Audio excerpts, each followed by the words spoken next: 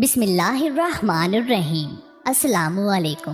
5 دسمبر 1997 امرتسر کے قریب ہی چھوٹی سی بستی کا وہ رہائشی اپنے گھر آ رہا تھا۔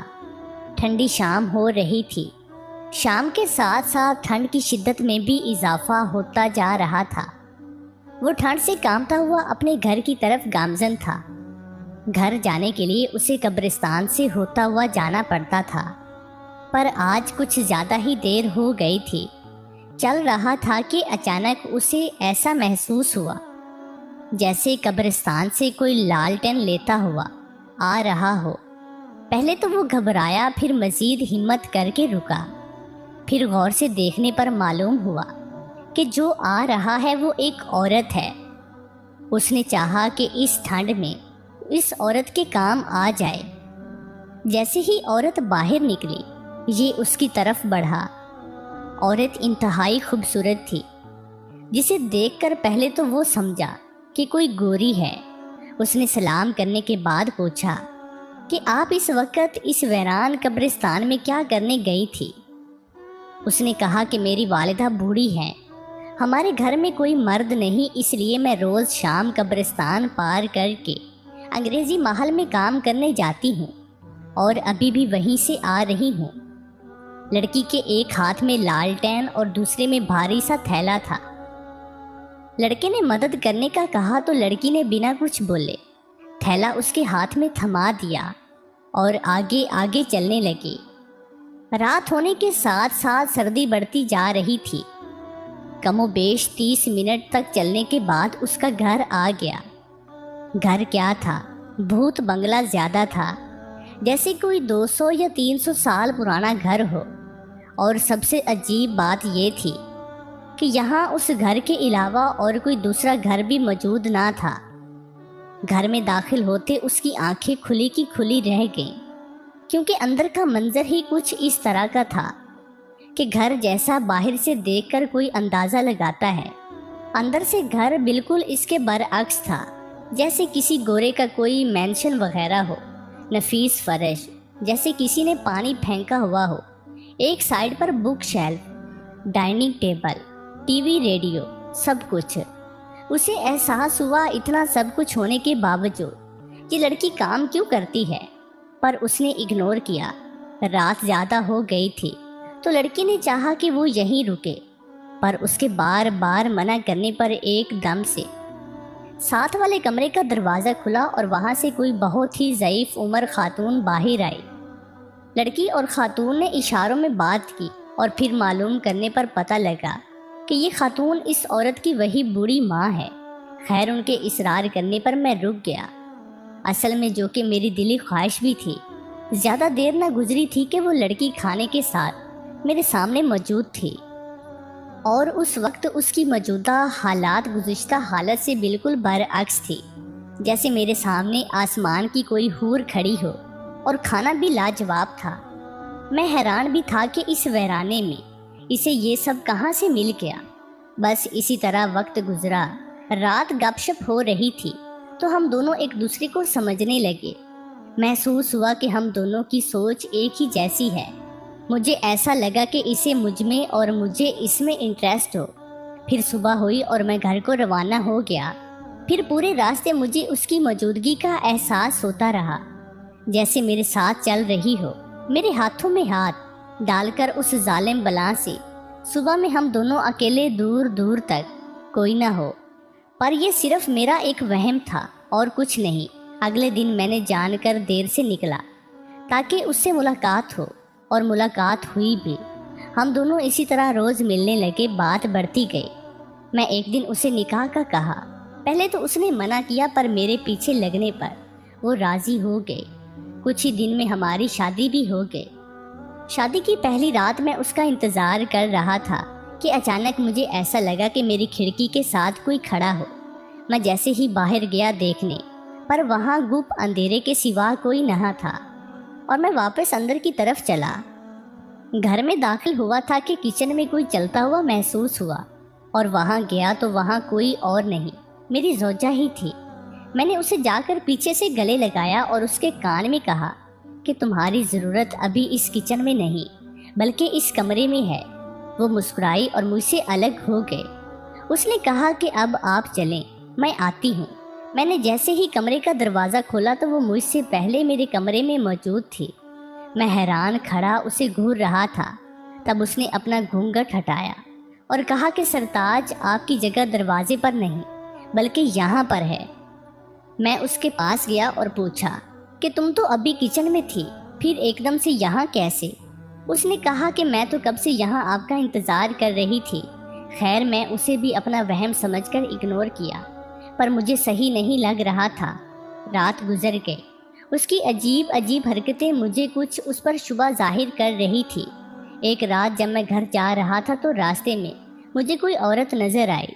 میں اس کا انتظار کر رہا تھا، دیکھنے کو کہ کون عورت ہے، اتنی ٹھنڈ میں باہر ہے، پر کب اسے دیکھتا تو میں دنگ رہ گیا کہ یہ یہاں کیا کر رہی ہے۔ وہ عورت کوئی اور نہیں بلکہ میری ساس تھی۔ میں اسے حیرانگی سے دیکھ رہا تھا اور میرے قریب آتی جا رہی تھی، پر وہ میرے پاس رکے بنا ہی آگے بڑھ گئے۔ جلدی میں پیچھے گیا، آواز بھی دی، پر وہاں سے کچھ رسپانس نہیں ملا۔ میں پیچھے بھاگا، پر اتنے میں وہ دوسری جانب چلی گئی اور میرے سامنے ایک گاڑی گزری۔ گاڑی گزرتے ہی میں آگے بڑھا، اس کے پیچھے جانا چاہا، پر وہ میری نظروں سے اجھل تھی۔ میرے جسم میں سرد لہر دوڑی۔ جو عورت مجھ سے صرف 2 قدم آگے ہو اور وہ ایک دم سے نظروں سے کس طرح اجھل ہو سکتی ہے؟ میں گھبراتا گھبراتا گھر پہنچا اور اپنی بیگم سے سارا معاملہ ڈسکس کیا۔ وہ میری داستان سنتے ہی زور زور سے ہنسنے لگی۔ میں اسے بے وقوفوں کی طرح تکتا رہا۔ پھر اس نے بتایا کہ اس کی امی تقریباً 10 سال سے گھر سے باہر نہیں نکلی۔ میں حیران اور پریشان تھا کہ پھر وہ عورت کون تھی جسے میں نے وہاں دیکھا۔ بیگم نے سمجھایا کہ آپ کو غلط فہمی ہوئی ہے، وہ یقیناً کوئی اور عورت ہوگی۔ میں نے اپنی بیوی کی بات پر اعتبار کرتے ہوئے اپنی آنکھوں کو جھوٹا بنا دیا۔ پھر ہماری زندگی ہنسی خوشی چل رہی تھی۔ ہم دونوں شام میں اکثر باہر گھومنے جاتے، بنا جوتیوں کے ندی کی گیلی مٹی پر گھومتے۔ واپسی میں میں کبھی کبھی اسے گود میں اٹھا کر لاتا۔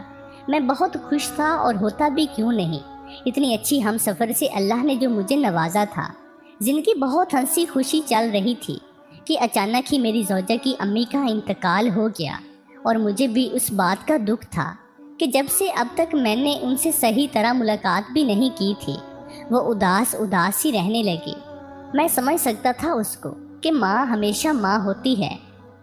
انسان لاکھ ہنسی خوشی زندگی بسر کر رہا ہو، پر ماں باپ نہ ہو تو ایسی زندگی مزہ نہیں دیتی۔ جن افراد کے والدین یا کوئی ایک اس دنیا سے رخصت ہو گیا تو پلیز میری اس بات کی تصدیق کریں۔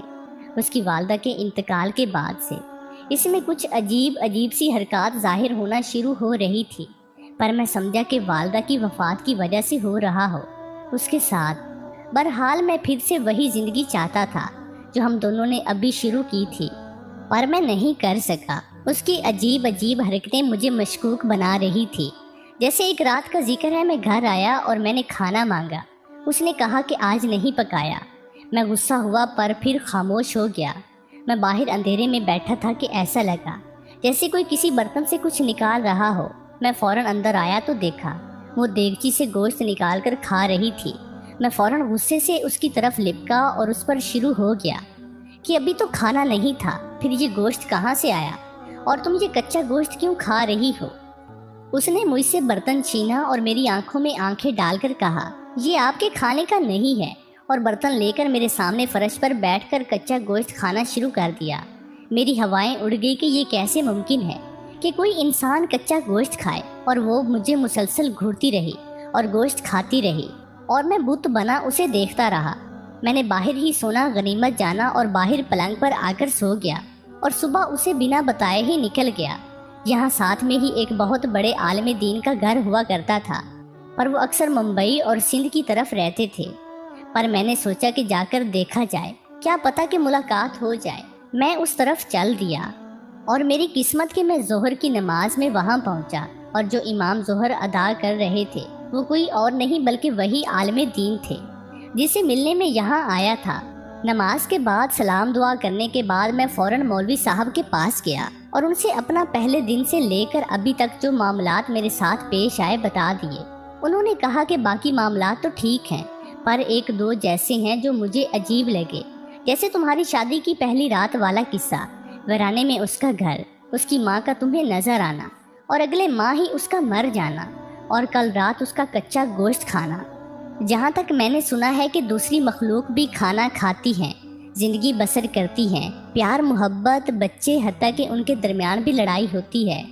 तो अगर मैं गलत नहीं हूँ तो आज रात ये काम करके देखो और फिर उसका रद्द अमल देखो। अगर वो नॉर्मल रही तो घबराने की बात नहीं, पर अगर उसका रद्द अमल उसके बिल्कुल बरअक्स है तो जितना जल्दी हो सके उससे दूरी अख्तियार कर लो। और वो तरतीब ये थी कि मैं कमरे में कच्चा गोश्त की चंद बोटियाँ रखूँ और उसे अपनी तरफ मतवज्जे रखूँ। अगर वो मेरी तरफ से हटकर गोश्त की तरफ जाने लगे तो मैं फ़ौरन घर से भाग जाऊँ। मैंने रास्ते से घर जाते हुए कुछ कच्चा गोश्त खरीद लिया और घर के साथ वालों के पास रखवा दिया। रात हुई, हम दोनों बातें कर रहे थे तो मैंने सोचा उसका सारा ध्यान मेरी तरफ है और अब मौलवी साहब की बात पर अमल शुरू किया जाए। मैं उससे कहा कि जाओ कपड़े तब्दील करो, अच्छे नहीं लग रहे, और वो फ़ौरन ही चली गई। इतने में मैं भी बराबर गोश्त ले आया और साथ टेबल पर ढांप कर रख दिया। वो आई और मेरे पास आकर बैठ गई। मैं भी खुश था कि उसने वहाँ की तरफ अपना ध्यान नहीं दिया, पर अचानक ही वो मुझसे दूर हट गई और कुछ सूंघने लगी। मेरे माथे पे पसीना शुरू हो गया और वो अचानक ही टेबल की तरफ लिपकी और बर्तन उठाया और कच्चा गोश्त खाना शुरू कर दिया। और मैं उसे देखता रहा और एकदम से नीचे गिरा और रूह परवास कर